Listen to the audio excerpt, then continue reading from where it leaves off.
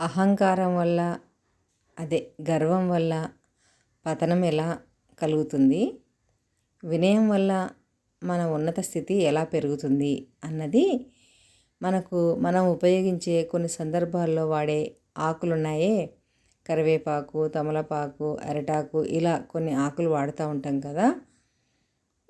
అవి వాటి గర్వం వల్ల ఏ ఏ స్థానాల్లో ఉన్నాయో మనం ఇక్కడ తెలుసుకుందాము.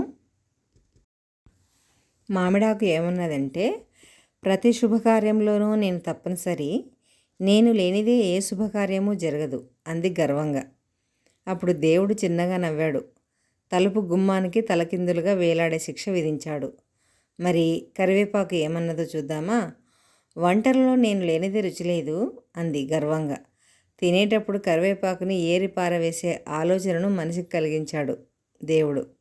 అరిటాకు, ఈ మనుషులు భోజనం చేయడానికి నన్ను వాడతారు, నేను మీకంటే గొప్ప అని అన్నది.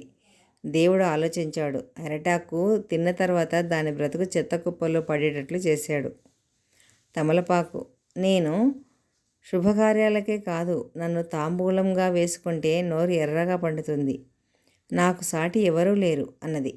దేవుడు దాని పొగరు అణచాలనుకున్నాడు. తమలపాకు నమిలి రసం మింగి తర్వాత బయటకు ఉమ్మేలా చేశాడు. తులసి ఆకు, నన్ను కూడా దేవుని పూజలో వాడుతారు, కానీ నా చివరి క్షణాలు దేవుని నిర్ణయం అంది వినయంగా. దేవుడు సంతోషించాడు. తన మెడలో హారంగా, తన పాదాల చెంత తులసీదళంగా, భక్తులు సేవించే తీర్థంలో ఉండేటట్లుగా పవిత్ర జీవితం ఇచ్చాడు.